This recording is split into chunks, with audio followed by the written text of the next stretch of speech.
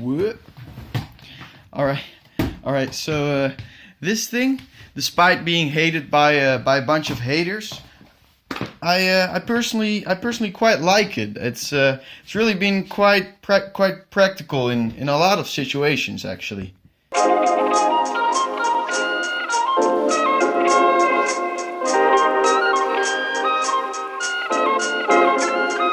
So it's happening. Electric skateboards and skateboards in general are becoming a more popular way of commuting. Not just your regular commute though, no, there's a special term that is being used for this way of commuting. It's called a last mile commute. Not a skateboard, not a cruiser board, not an electric skateboard, and no penny board either. No, these days, we want to be cool these days, these things are all called last mile commutes. It's actually quite fascinating because to obtain this way of commuting you don't have to go to a car dealer, you don't have to go to a bicycle repairman, nope.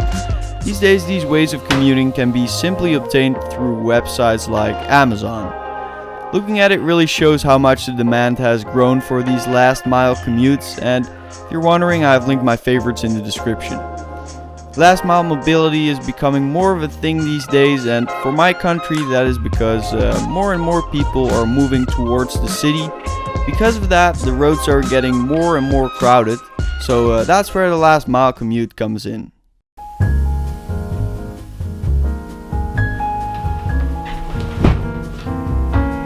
So about a month ago I read an article on my local news website, and that is when I decided that I really wanted to make a video about this. Don't even bother reading it though, because the article is in Dutch, but the article is initially about how cities should make their transportation infrastructure more skateboard and rollerblade friendly.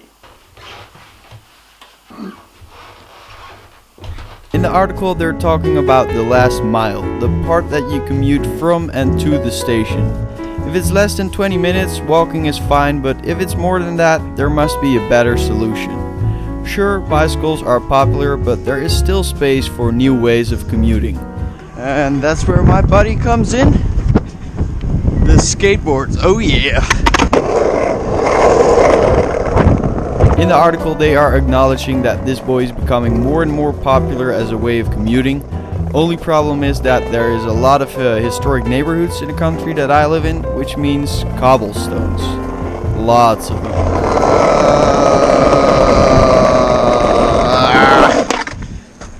God dang it. Alright, so these are the cobblestones I'm talking about, and ground, board, wheel. And if you combine cobblestones with your board, you get something like this.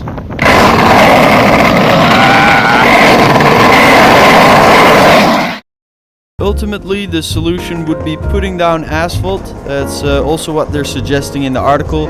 It's better for every kind of transportation, but you know, then again, no way they're gonna put down asphalt in these historic parts of my city. And luckily no one is thinking about doing that either. I mean, luckily they're not going to be changing this because they're not really wanting to ruin the whole city, so that's good. Skateboard bruh approves. Yeah.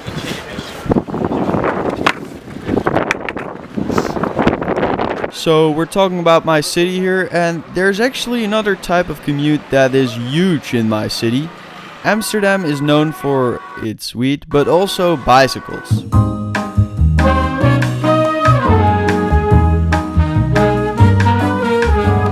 We have lots of them. They are everywhere.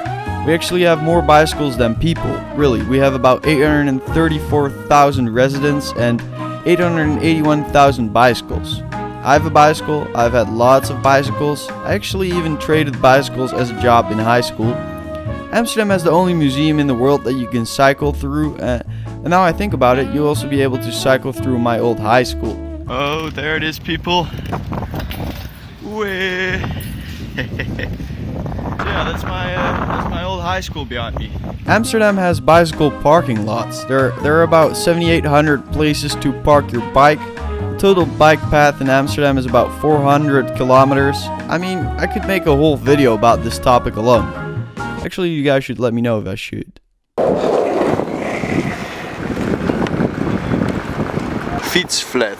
It's like a huge parking lot for bicycles. Alright, so I guess the point I'm trying to make is that Amsterdam just has a lot of bicycles. So from this you can tell that the bicycle is still a lot more popular than the skateboard, but I am aware of the fact that I'm not the only person on the world.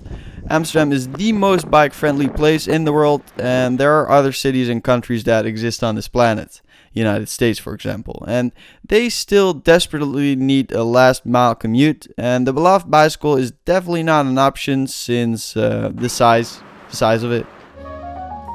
You people in LA can try to carpool all you want, but that last mile is still a thing. Of course, people are aware of this, and that is one of the main reasons the electric skateboard spiked in popularity so much. It's pretty insane how many different electric skateboard companies there are out there these days. I've gotten so many emails from startup companies that were wanting to send me one, and there are still a few good electric skateboards out there, but from the emails I get, I can tell you guys that there is quite a bit market for them. So in parts of Europe and definitely Amsterdam, the last mile commute is already pretty much dominated by bicycles. But in the rest of the world, United States again, there's quite a space left to be filled. So do I think my body out here can fill that gap? Is the skateboard the future of the last mile commute? Now, for starters, this body right here is a definite no-go. This is skateboarding. This is for good times, learning tricks, making progress, doing fun stuff. Not necessarily for cruising. So obviously the street skateboard is not the future of the last mile commute. Wasn't trying to be and isn't supposed to be. Now, things that are similar to this body, like pennyboard, longboard, or electric skateboard, they do have a chance though. The reason for that is comfort. With a regular skateboard, you feel every single part of the ground, which is nice for skateboarding, but not nice for commuting. So the things you're looking for in your last mile commute is something fast, comfortable, lightweight, and also you don't want it to make you look like a complete douche, or as Wired put it, you don't want it to make you look unacceptably stupid. So that's why I for sure never even thought about including a hoverboard. So on Wired, the electric skateboard is definitely on that list. So the question is this really the best last mile solution? Will it be dominating the last mile commute in the future?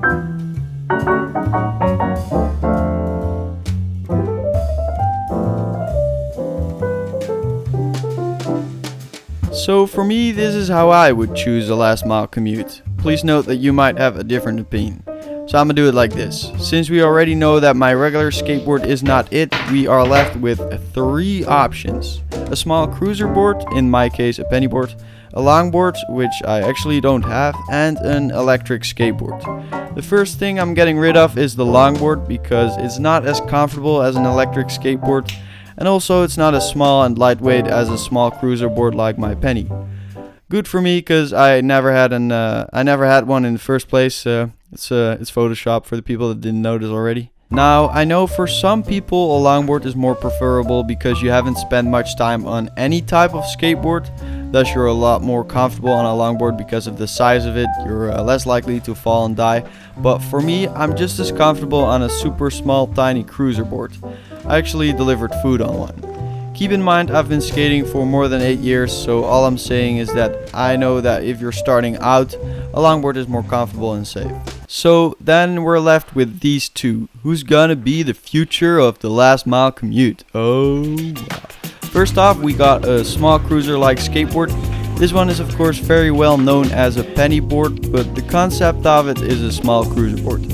Personally, really like this one. I think it's super practical because of the size. It's lightweight, so I can carry it around without being really bothered by it. To me, it's also quite comfortable and fun. However, it does not go as fast as an electric skateboard.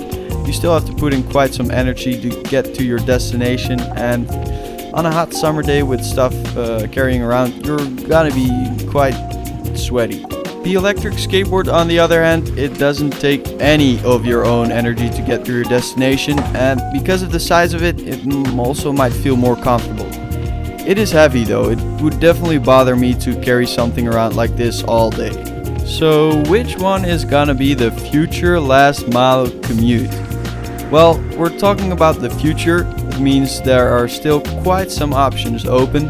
So I think neither, or actually a combination of these two. Because right now most electric skateboards are super nice to use to get to your destination, but they are pretty heavy and big, thus not nice to carry around. Tiny cruiser boards, however, are super easy to carry around, but you still have to put in quite some energy to get to your destination. And that's why my conclusion on this one is that in the future, when technology advances, it's gonna be a real good combination of these two. Tiny electric skateboard, like a small boosted board, for example.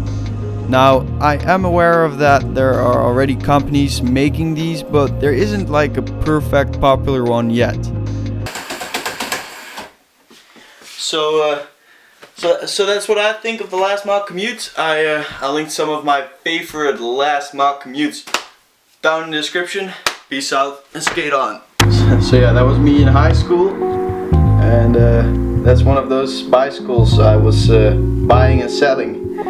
Look at that face. Happy face after just a successful bicycle being bought.